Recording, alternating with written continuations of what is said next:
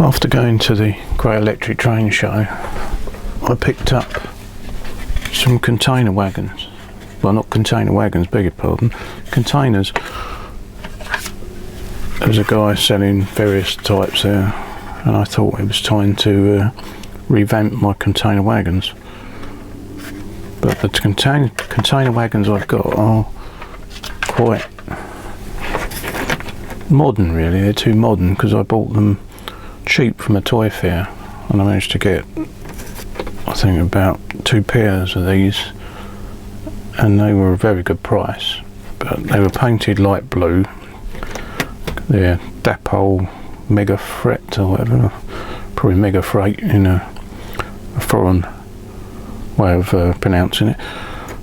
But they're too modern, and they've got bogies that don't sort of look right compared with the other ones I've got.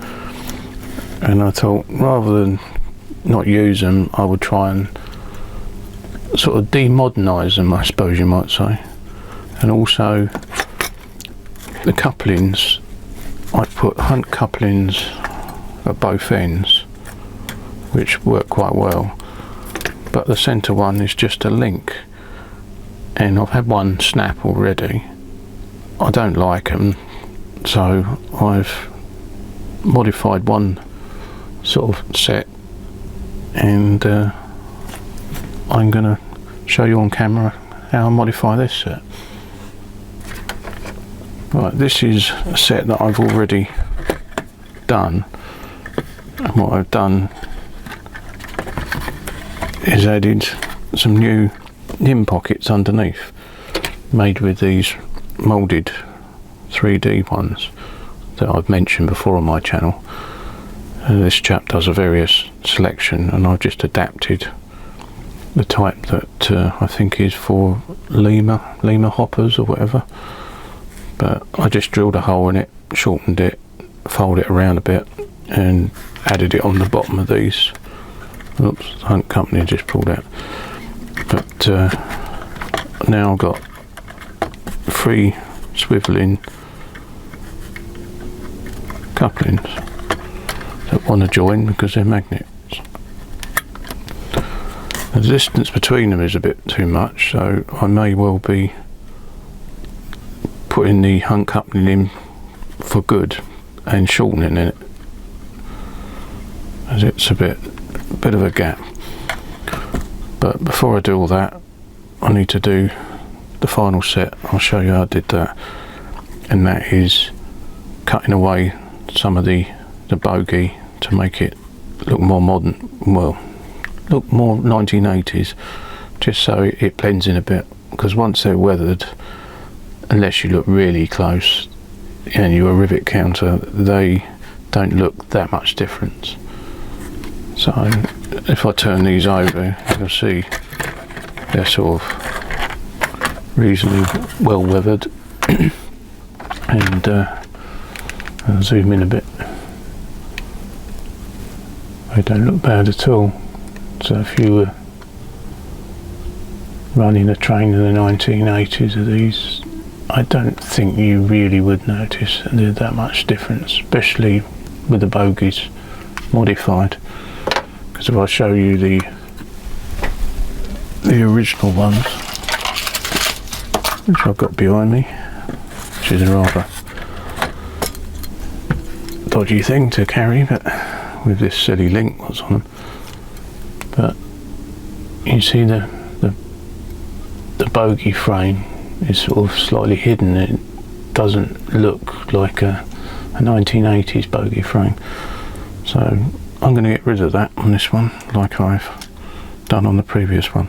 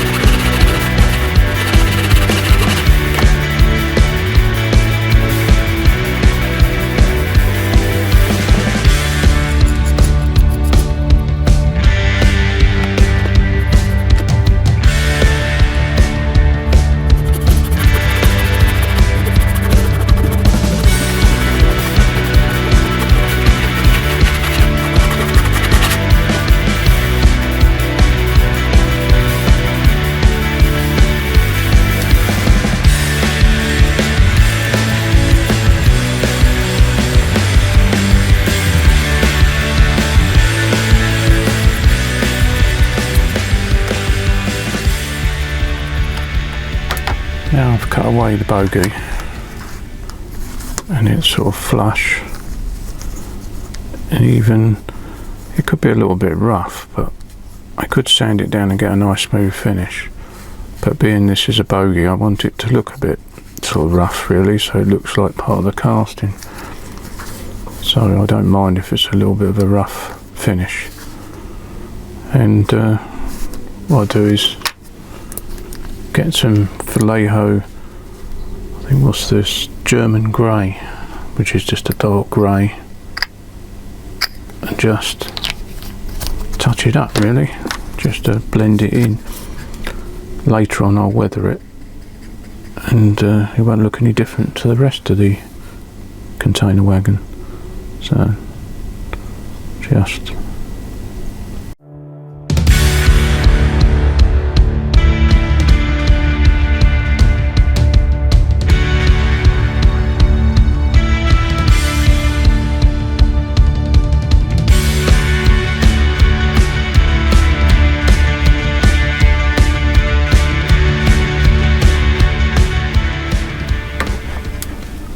right, while the paint on the bogies is drying, I'll put them well out of the way.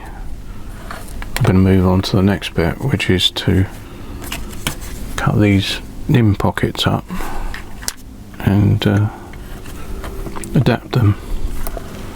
So a little bit more messy work, but let's break one of these off the sprue, trim it up. And you don't want the full length of it, you only want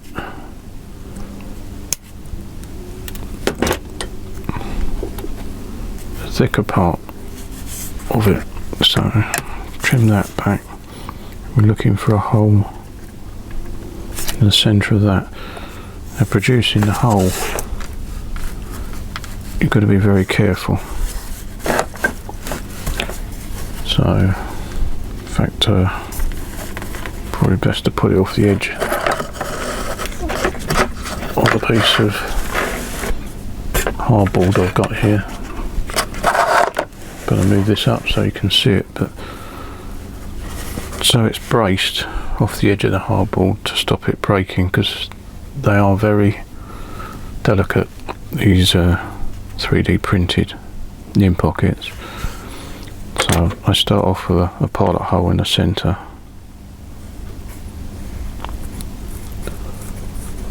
All done with a little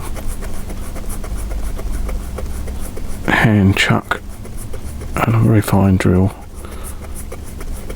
Just get a pilot hole in there. Don't push too hard, just let the drill do the work. If you use a hand drill, it's too aggressive. Well, electric hand drill, it's too aggressive, it will just break it. So you need to do it very carefully. Now it's gone right through. You can follow it up with a bigger size drill. Now you want the clearance for an M2. I'm going to use an M2 by 5mm long pan head, so it will cut its own thread into the casting, because the thread in the casting is not quite an M3. Well, you could use a tap, but I find there's no problem with it cutting its own thread. So an M2 clearance hole, which is like 2.1 or something, into the nim pocket, doing it very, very slowly, gradually, until you feel like you're going through the other side, and then don't push it because you'll just snap it. Then turn it over, and where you've got the pilot hole, go from the other side. So very slowly break through, no pressure at all really, so you're just rubbing the surface away, very gradually going through. This stuff is very brittle, if you push too hard, it'll just snap. Almost there.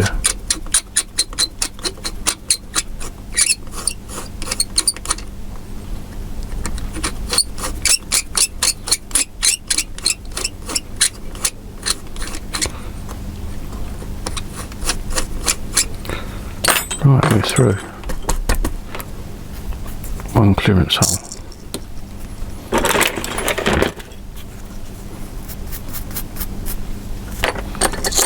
I think so. I'll be able to touch a little skin in there. Can always back the drill off as well, so you're not cutting it, you're just rubbing it through.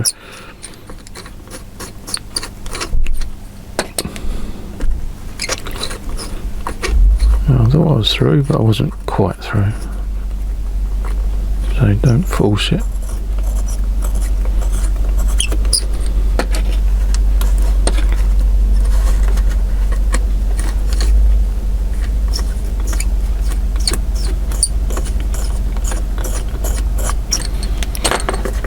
Necessary, you can put a file through it.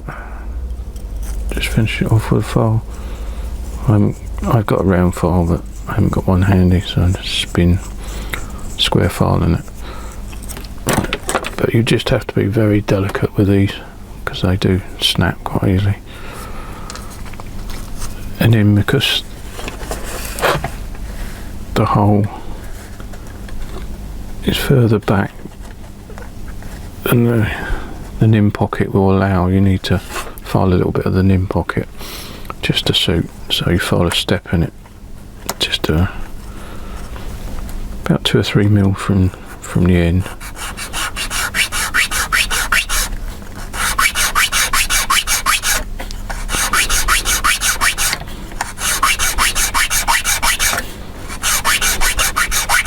These nim pockets are really handy to adapt to do anything really. I'm glad I bought quite a few of this chap online. I forget what he's called. I did have his card somewhere. I'll have to put it up on the screen later on. I think it's something like Victor's, that's it, Victor's 3D models. I have mentioned him in previous updates, but yeah, just a step like that.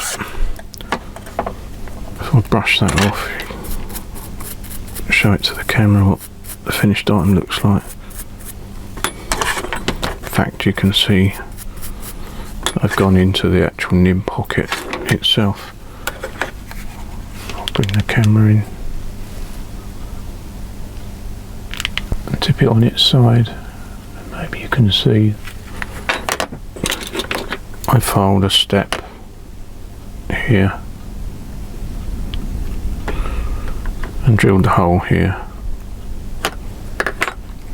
Now when I offer that up,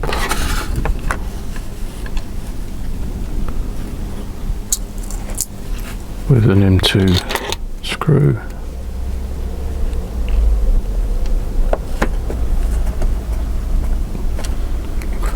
so then the M2 screw will cut its way in. Just go slowly doing it up, otherwise you'll break the nim pocket again.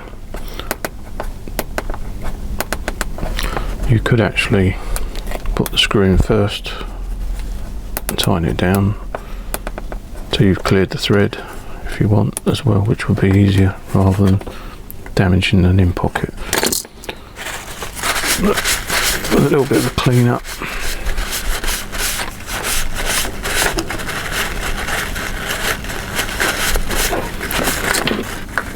the nim pocket's in place. I just need to get rid of that mess. Now you've got it screwed to the actual container flat, it's time to put the hunt coupling in. So I use Hunt Elites, and there's a C on it, and it doesn't matter what direction you fit them because there's no A and B's no more. there's a C shape which I always put uppermost, which I think you're supposed to, and then it's a case of just pushing carefully, uncoupling in future. I think I might adapt this to go in further and possibly just glue it in with Evo stick so it's semi-temporary, so I could remove it, but as there won't be any clips at the back of it to stop it pulling out, and that way I can decrease the gap on both of these, so pulling the container flats closer. But at the moment I'm not rushing to do that, I just want to get this bit done. So now I've done that, it's just a question of touching up the work you've done with a bit of grey Vallejo paint again, which also will be weathered in turn, so it doesn't matter how good a job you make really, as long as you just get anything that you filed and change the colour of just back to a grey really. And yeah, anything that's chipped or gone back to the blue underneath, it's just, as I say, it'll all be weathered, so I shall just add weather here and there to cover things. Now that's all in place and done. So you add the other part to it.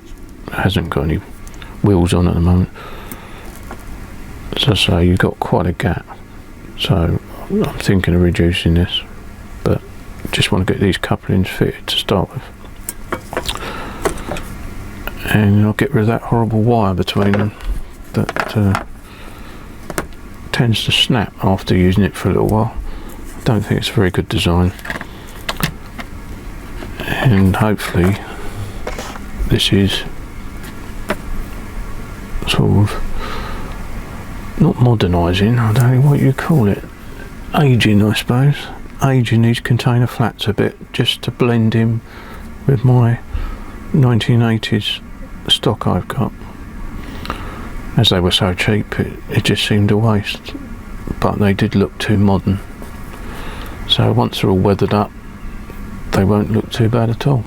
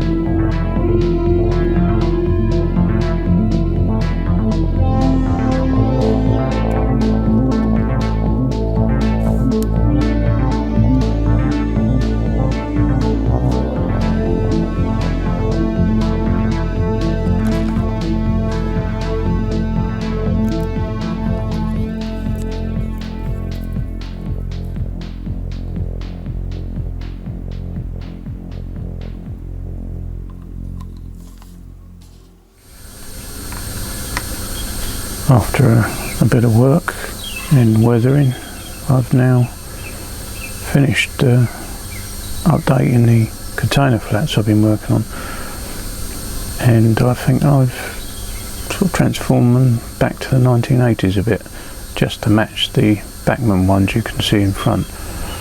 Now the Bachmann ones are a bit older anyway, but I roll the train past and I'll point out the ones I've done. So these are the Bachmann ones that are weathered and been resprayed by me, but as the train goes by I'll zoom in a bit.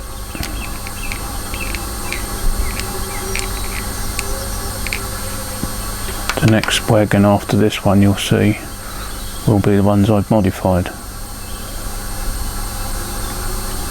You can see the complete bogie, and now makes it look a little bit more that it belongs in the 1980s or late 80s.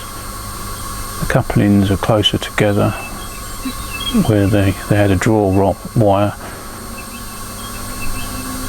and it's all looking a bit more uniform. So I personally think that's improved my fleet really. It's aged some modern container flats that really were a bit out of place on my layout, rather than waste them.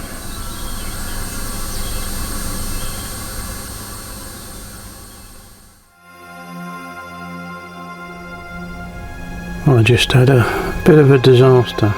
My class 26 was going around the layout and come uncoupled, went into the tunnel and carried on up the slope, but I stopped it, run it back to catch the carriages up again and recouple, and instead of coming out the tunnel I heard a clonk and a bang, and I had a horrible feeling that something had gone wrong in the tunnel.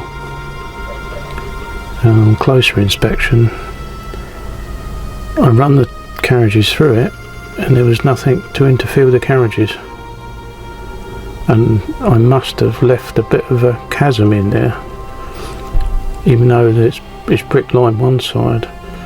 I think the other side may have not been lined, so I've had to do this. Bit devastating really, but I had to get a knife, sharp knife, to cut into the scenery and cut away a section, which in future is going to remain a cutaway section. But yeah, if I show you, there's a chasm underneath that I figure all about really. On the inside there's space for the Loco to drop off the track, which hasn't happened in 2 years, but has happened just now. So you live and learn. Must provide access to tunnels. So my larger tunnel I've got access to, well, my other 2 tunnels, but this one was a small tunnel and I didn't think there was a problem. But yeah, I gone and forgot this bit of space what was underneath at my cost. So I've now got a big hole in my scenery, but hopefully I can put this back, add a few bushes, and it can then become an access point in the future should this ever happen again. I don't really want to build a wall inside there to retain the trains just in case they hit it, so it might be one of the reasons I never built the walling up around the tunnel to stop the trains falling off. What makes it worse, there's an incline, you see. There's an incline that goes up the back, because that's the exit from the tunnel, what goes basically under 3 tracks and part of the village. But it starts an incline as it's inside the tunnel, which probably doesn't help, but that was the only way I could get the incline in. Well, Loco's alright, that's the main thing. The coupling fell off, needs a bit of a dust up, and now I need to put the scenery back. I cut it out in a section like this, so I should be able to put it back quite easy. I use my handy foam cutting knife, which is a very good tool to cut your way in, should you have to. Not something I really intended to do. Right, it's all back together now, panning over. Just need to set it in place with a bit of glue. But in the future, I know that there's some sort of access behind all this. Just a case of pulling it out again. But yeah, covered up with scenery, and as I said, just glue it down in places with watered down UPVC again. Well, I didn't need that, but that's modelling. You really don't know what curveball you're going to be thrown.